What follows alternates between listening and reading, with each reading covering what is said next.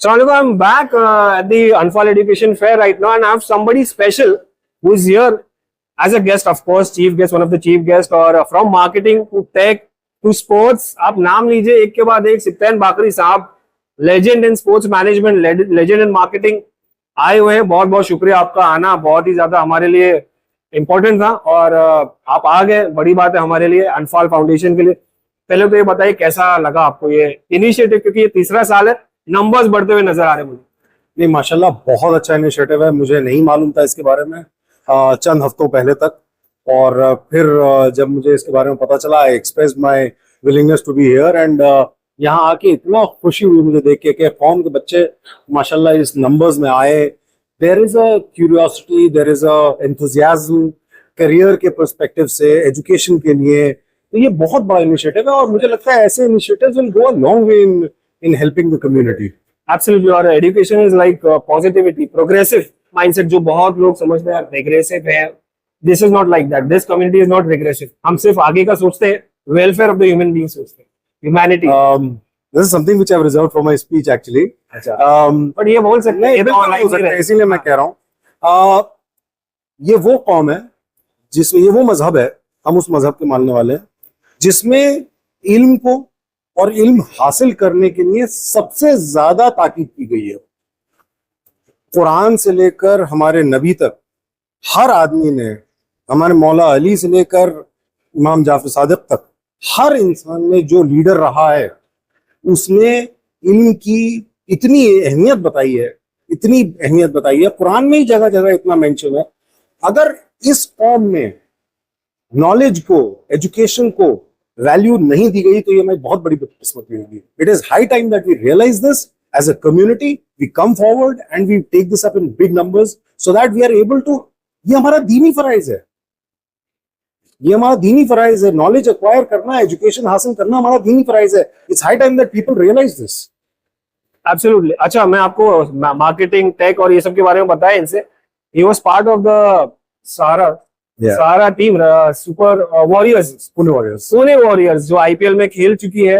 Of course बहुत मोटो GP इन्होंने लेके आया इंडिया में, बहुत बड़ी बात है। मोटो जीपी, मोटरसाइकिल रेसेस, अगर आपको पता नहीं तो बहुत बड़ी होती है, और बुद्ध सर्किट में इन्होंने ही लेके आया, बहुत बड़ी बात है। It's not a small thing, कोई भी नहीं ला सकता इतनी बड़ी इवेंट को। बहुत बहुत कॉन्ग्रेचुलेशन के लिए। क्या मेहनत गई है उसके पीछे, पहले ये बताइए। टीम मैनेजमेंट करना तो मुझे समझ में आ गया, मगर आपका जो सक्सेस है, आपने जो अचीव किया, क्या उसमें स्ट्रगल रहा है या क्या एक स्मूथ लैंडिंग रही है या टेक ऑफ रहा है? ऐसा कोई एफर्ट नहीं होता है, यू जस्ट प्ले बॉल। आपको सही टाइम पे सही जगह पे होना चाहिए। उसके बाद जब अपॉर्चुनिटी आए तो मेहनत करनी पड़ती है, बहुत मेहनत लगती है। मुझे 27 साल हो गए इस प्रोफेशन में, प्रोफेशनल गोल्ड। 27 साल में बहुत सारी मौके आए, अपॉर्चुनिटीज आई, जब लगा कि बहुत ज्यादा, मतलब कभी कभी लगता था फ्यूटाइल है, but end of the day it all pays off. None of the efforts are ever going to be wasted in life. अगर आपने किसी फेल्ड प्रोजेक्ट में भी मेहनत की है ना, वो भी आपके कहीं ना कहीं इन लाइफ जाके काम आएगा। एग्जैक्टली, वही मैं एक यंगस्टर से बात कर रहा था। आप कुछ भी करें वो एक्सपीरियंस होता है। बट ये बताइए कि बहुत सारे लोग डिसअपॉइंटेड हो जाते हैं, कंसिस्टेंसी मेंटेन नहीं कर पाते। 1 साल, 2 साल, 3 साल, 4 साल सक्सेस नहीं मिले, कब सक्सेस मिलता है? वैसे ये बताइए, सक्सेस कब मिलता है? यंगस्टर्स को क्या सीखना चाहिए कि परसिस्टेंसी, परसिवरेंस कितना इंपॉर्टेंट है एक किसी की भी लाइफ में? देखिए, ये नामुमकिन है कि कोई अगर अपने आप को ट्रेन कर रहा है किसी बड़ी गोल के सामने रख के, तो कभी वो उस मैराथन, वो एक मैराथन है, इट्स अ लॉन्ग रन। किसी किसी की एक किस्मत अच्छी होती है, एक्स्ट्रॉर्डिनरी टैलेंट भी होता है, बहुत सारे फैक्टर्स होते हैं, सही मौके पे सही जगह पे होता है, तो किसी किसी को ये सक्सेस जल्दी मिल जाती है और किसी को थोड़ा सा आगे जाके मिलती है। It's a long run. What is important is कि आप अगर जब गिरे ना उस रन में, तो गिरने से डिसअपॉइंट ना हो। Failure is not the falling down part of it, failure is the not getting up after falling down, that is the failure. So अगर आप गिर के उठे नहीं ना, वो फेलियर है। गिरना कोई फेलियर नहीं होता। बहुत लंबी रन है, दौड़िए, इंशाल्लाह अगर आपने मेहनत की जरूर सक्सेस मिलेगी। And success is, I think I've heard a lot from cricketers, successful people. It's more about journey than anything else. I mean, Absolutely. Success तो एक डेस्टिनेशन है, वो भी पता नहीं क्या डेस्टिनेशन। Absolutely. सचिन भी जाके कहाँ तक अचीव किए, बट वो जर्नी जो था, पीपल सेलिब्रेट दैट जर्नी। और Absolutely. You talk about APJ Abdul Kalam, journey था उनका, जिस तरह से आए थे, जिस तरह से उन्होंने सक्सेस पाया, बिल्कुल। प्राइम मिनिस्टर जिस तरह से उन्होंने सक्सेस पाया। People should not be afraid of dreaming.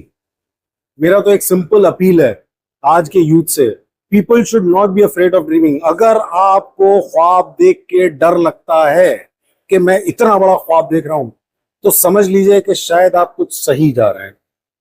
इतना ही बड़ा देखिए ख्वाब, कि अंदर से एक बार को डर भी लगे ना, तो अपने आप को संभालिए, डरिए मत, समझ जाइए कि आप सही ट्रैक पे हैं। इतना बड़ा ख्वाब देखें। अच्छा, आप बताइए अपनी जर्नी, आप किस तरह से, कैसे आगे ये फील्ड में, स्पोर्ट्स में सक्सेस पाया।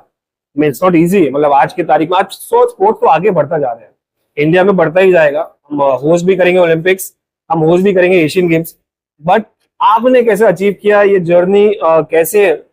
I started off with a marketing role in my career about 27 years back, and उसके बाद मैं उस टाइम सहारा में था, और सहारा में इंडियन टीम की स्पॉन्सरशिप 2001 में that opportunity came up to handle that sponsorship.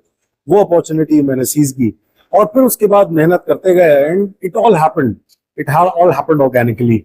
मतलब आप मेहनत करते जाइए एंड देन वो सब होता रहता है ऑर्गेनिकली। ज्यादा इसके बारे में परेशान होने की जरूरत नहीं है, सिर्फ मेहनत, और आपने जो काम करना है वो एक्सेलेंस से करना है। अगर आपने एक्सेलेंस अचीव करने की कोशिश की अपने काम में, then you are successful, then you will go along. आपने तो मैसेज ऐसे ही दे दिया, मैं सोच रहा था कि पूछूं क्या यंगस्टर्स के लिए क्या मैसेज है। हार्ड वर्क और एक्सेलेंस, ये दो चीज पे बस आपकी सक्सेस मेरा मोटो ही लाइफ का यही है, अपने हर यंगस्टर को यही समझाने का, हार्ड वर्क एंड एक्सेलेंस। बस अगर आपने एक्सेलेंस अचीव करने की कोशिश की और हासिल एक्सेलेंस अचीव करने के लिए आपने एफर्ट किया, there is no stopping you. वक्त लग सकता है, किसी को कम, किसी को ज्यादा, कभी उससे मायूस ना हो। बट हर इंसान में दम होता है, 100% टैलेंट होता है, कहीं 100% किसी ना किसी चीज का होता है। ये भी इंपॉर्टेंट है, आइडेंटिफाई करें वो नहीं, ये बहुत इंपॉर्टेंट है कि आप अपना टैलेंट खुद अपने दिल पे हाथ रख के आइडेंटिफाई करिए। हर इंसान किसी ना किसी चीज के लिए बना होता है। हो सकता है मैं साइंस के लिए बना हो सकता है आप कॉमर्स के लिए बने हो, कोई ह्यूमैनिटीज के लिए बने हो, कोई स्पोर्ट्स के लिए बना हो, कोई स्पोर्ट्स में भी एक टीम स्पोर्ट के लिए बना हो, कोई मेंटल स्पोर्ट के लिए बना हो। मतलब देयर इज अ वेरिएंस। कोई मैथमेटिक्स का ब्रेन हो सकता है, कोई अकाउंटेंसी का ब्रेन हो सकता है, it's all fine. You should try to identify your strength and always in life play to your strength, always. Exactly, play to your strength, और बाकी साहब ने बोल दिया, और आपको सिर्फ इंप्लीमेंट करना और कुछ नहीं, बस hard work and excellence. Thank you so much बाकी साहब आने के लिए और इंटरव्यू देने के लिए। Thank you.